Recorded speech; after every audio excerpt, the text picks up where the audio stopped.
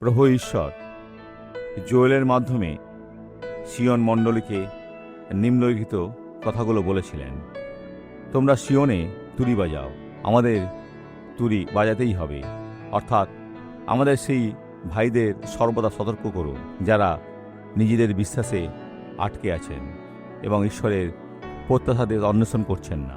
আর যখন এমনটা ঘটে তখন আমরা পার্থিব বস্তুর কাছে আত্মসমর্পণ করি। সুতরাং আমাদের অবশ্যই সিয়নে তুরি বাজাতে হবে এবং যুদ্ধের জন্য প্রস্তুত হতে হবে। আমার পবিত্র পর্বতে সিংহনাদ করো।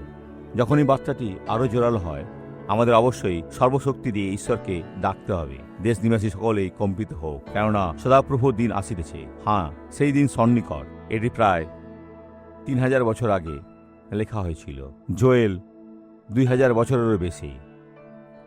আর আমাদের এই ধারণা থাকা দরকার যে প্রভুর দিন আসছে। আমরা কি সিয়নে এই তুরি বাজাবো? আমরা কি জনগণকে প্রস্তুত করব? পিতা, যিশুর নামে আমরা প্রার্থনা করি। প্রভু, তোমাকে আমাদের সত্যিই প্রয়োজন। হে ঈশ্বর, খ্রিস্টের নামে আমাদের সাহায্য করুন যেন আমরা আপনার ইচ্ছা পালন করতে পারি। কেবল তোমারই ইচ্ছা। হে প্রভু, আমরা আপনার ইচ্ছাই পালন করতে চাইছি। যিশুর নামে আমি নিয়ত করি এবং ধন্যবাদ জানাই। আপনাকে অসংখ্য ধন্যবাদ পিতা, এসবই আপনার মহিমার জন্য। আমেন।